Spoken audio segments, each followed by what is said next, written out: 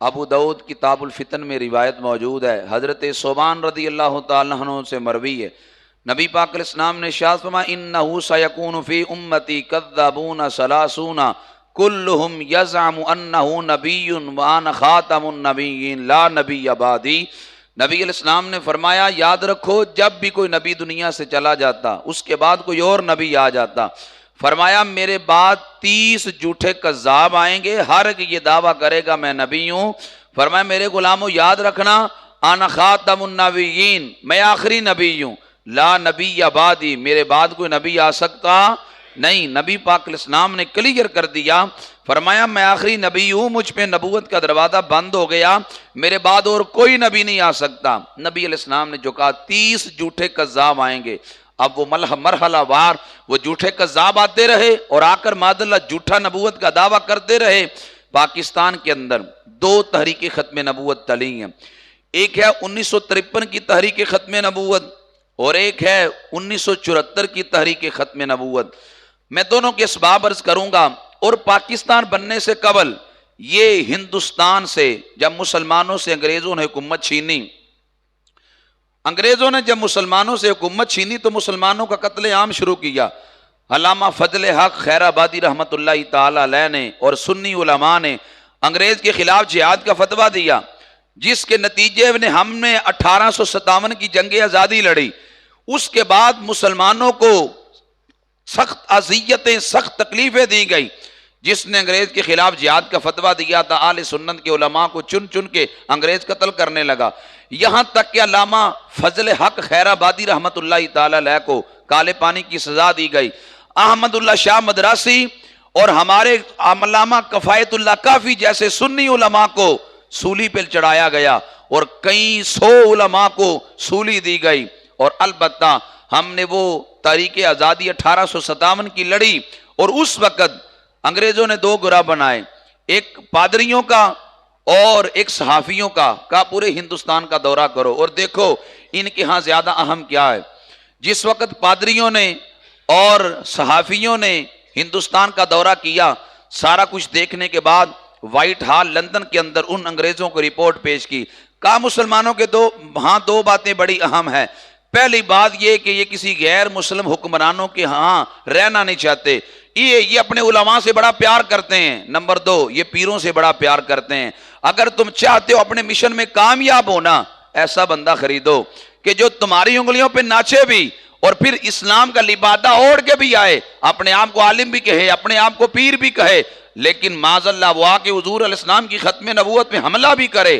ایسا ہی کیا گیا، مرزا قادیانی کو خریدا گیا اور اس نے آ کر یہ ظاہر کیا میں بہت بڑا عالم ہوں، اور بتدریج اس نے معاذ اللہ پہلے مہدی ہونے کا دعویٰ کیا، پھر عیسیٰ علیہ السلام ہونے کا دعویٰ کیا، معاذ اللہ پھر نبی ہونے کا دعویٰ کیا۔ اس ملعون نے پھر جب نبوت کا دعویٰ کیا ہر حد کو پھر پار ہی کرتا چلا گیا۔ اب 2 تحریک ختم نبوت پاکستان بننے کے بعد چلی، ایک 1953 میں تحریک ختم نبوت چلی۔ 1953 میں جو تحریک ختم نبوت چلی اس کی وجہ یہ تھی کہ اورنگزیب پارک صدر کراچی میں ایک جلسہ ہوتا ہے، اس جلسے کے اندر پاکستان کا جو وزیر خارجہ ہے ظفر اللہ خان قادیانی ہے، اس نے تقریر کی وہاں جلسے میں، اور تقریر میں مسلمانوں کے خلاف زہر اگلا اور اس جلسے کے بعد بلا وجہ مسلمانوں کو مارا پیٹا گیا۔ جب 1953 میں یہ اورنگزیب پارک صدر کراچی میں جلسہ ہوا، مسلمانوں کو مارا پیٹا گیا، اس وقت 2 مطالبے مسلمانوں کے تھے۔ پہلا مطالبہ یہ تھا کہ قادیانیوں کو آئینی طور پہ غیر مسلم قرار دیا جائے۔ دوسرا مطالبہ یہ ہے کہ جس قادیانی نے مسلمانوں کے خلاف زہر اگلا اور جو پاکستان کا وزیر خارجہ ہے اسے عہدے سے معزول کیا جائے۔ دونوں مطالبے آئینی تھے، دونوں مطالبے شرعی تھے، لیکن اس وقت تمام مکاتب فکر نے متفقہ طور پہ اہل سنت کے جید عالم ابو الحسنات سید محمد احمد قادری رحمت اللہ تعالی علیہ کو اپنا قائد مانا، اور پھر سید محمد احمد قادری رحمت اللہ تعالی علیہ کو قید کر کر سکھر جیل میں نظر بند کر دیا گیا۔ آپ کے بیٹے سید خلیل احمد قادری وزیر خان مسجد کے خطیب ہی تھے، آپ بھی اس تحریک کے سرگرم رکن تھے، آپ کو بھی قید کیا گیا۔ جب سید خلیل احمد قادری کو ہتھ کڑی لگی تو آپ نے ہتھ کڑی کو چوما۔ آپ سے لوگ پوچھنے لگے آپ ہتھ کڑیوں کو کیوں چومتے ہیں، آج تک کسی نے ہتھ کڑی کو چوما تو نہیں ہے؟ تو آپ فرمانے لگے کہ یہ ہاتھ کڑی کسی جرم کی پاداش میں نہیں لگی، یہ تو ختم نبوت کی حفاظت میں نے زیور پہنا ہے، اس لیے فرمایا یہ میں نے مجرم تو نہیں ہوں۔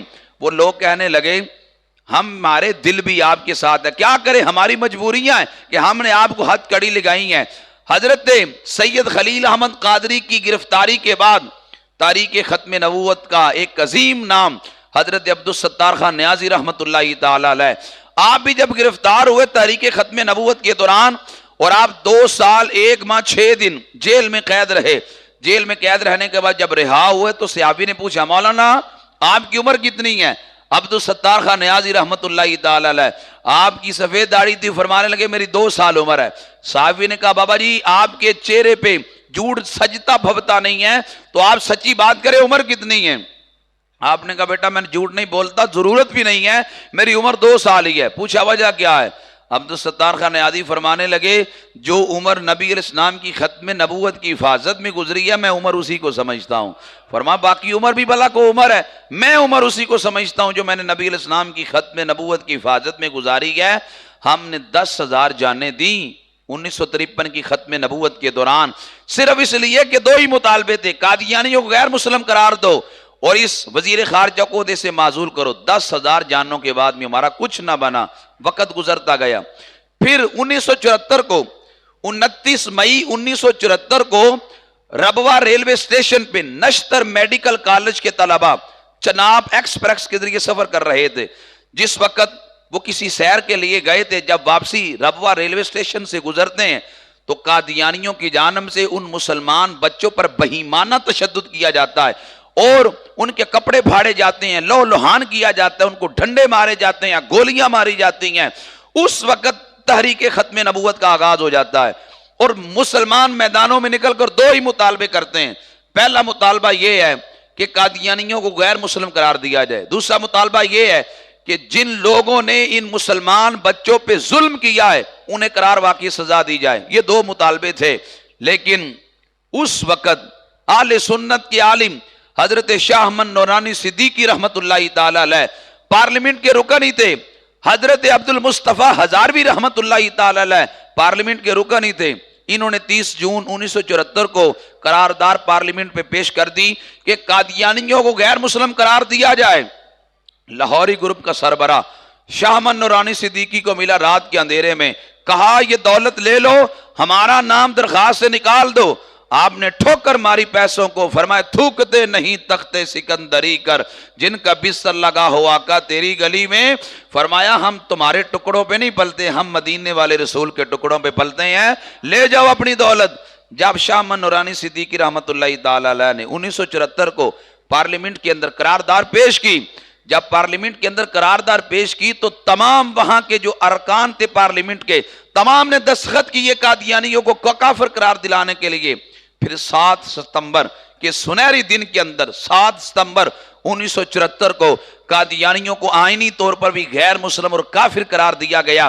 قادیانی پاکستان میں اقلیت نہیں ہے، مت کوئی سمجھے کہ پاکستان کے اندر قادیانی اقلیت ہے۔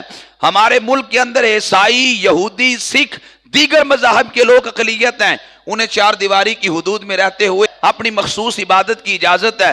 قادیانی مذہب نہیں ہے، قادیانی فتنے کا نام ہے۔ اس لیے تاریخ ختم نبوت جو چلی، آج پاکستان کے اندر قادیانیوں کو کافر قرار دیے ہوئے جو قانون بنا تھا، آج اس قانون کو 50 سال بیت چکے ہیں۔